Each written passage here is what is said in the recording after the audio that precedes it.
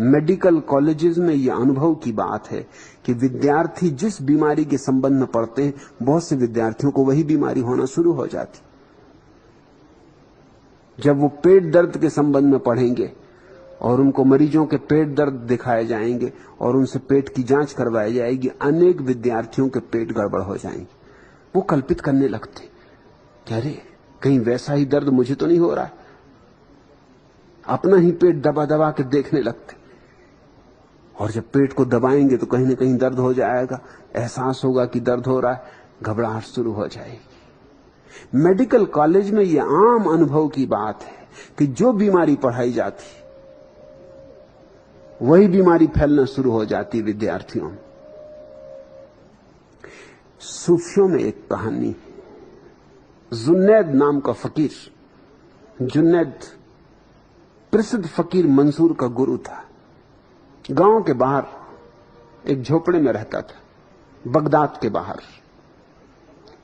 कहानी बड़ी प्यारी है, कहानी ही है, ऐतिहासिक तो हो नहीं सकती मगर बड़ी मनोवैज्ञानिक है।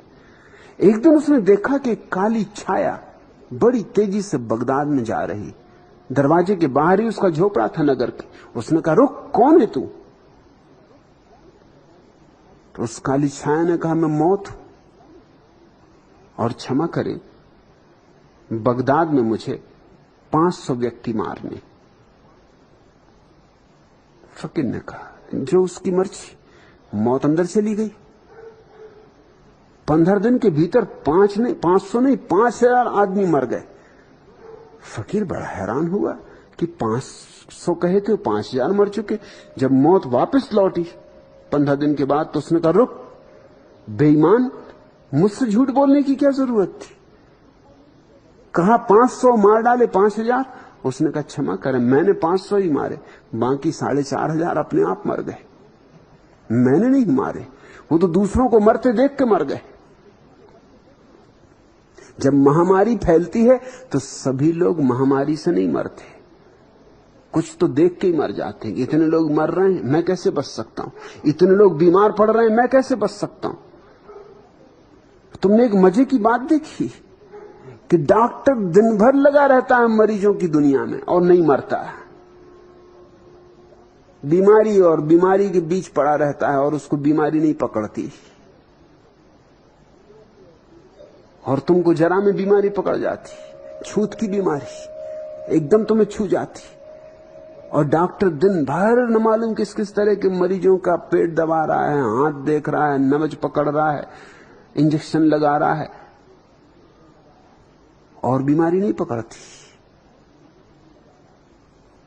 और तुम्हें बीमारी पकड़ जाती।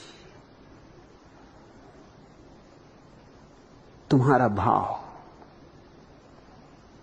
बस तुम्हें पकड़ा देता। ये देख के भी तुम्हें ख्याल में आता होगा कि डॉक्टरों में तुम एक तरह की सख्ती पाओगे। तुम लाख रो दो, तुम्हारी पत्नी बीमार पड़ी, तुम लाख रोक दो और तुम्हें लगेगा कि डॉक्टर बिल्कुल उदासीन।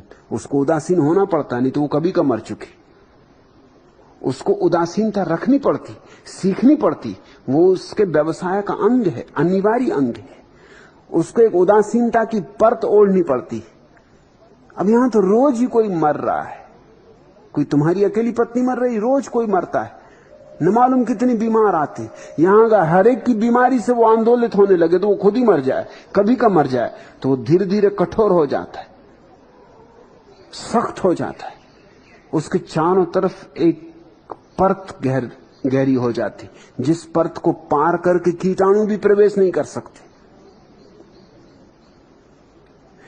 डॉक्टर तुम्हें कठोर मालूम होगा, नर्सें तुम्हें कठोर मालूम होंगी, और तुम्हें लगता है कि बात तो ठीक नहीं, डॉक्टर को तो दयावान होना चाहिए, नर्सों को तो दयावान होना चाहिए, होना तो चाहिए, मगर वो बचेंगी नहीं। उनके बचने का एक ही उपाय है कि वो थोड़ी सी कठोरता रखें, वो अप्रभावित रहें। कौन मरा कौन जिया, यूं समझें कि जैसे फिल्म में कहानी देख रहे हैं, कुछ लेना देना नहीं, साक्षी भाव रखें तो ही जिंदा रह सकते, नहीं तो जिंदा रहना असंभव है। उनको भी जीना है, और उनके जीने के लिए अनिवार्य है कि वो एक कठोरता का कवच ओढ़ लें।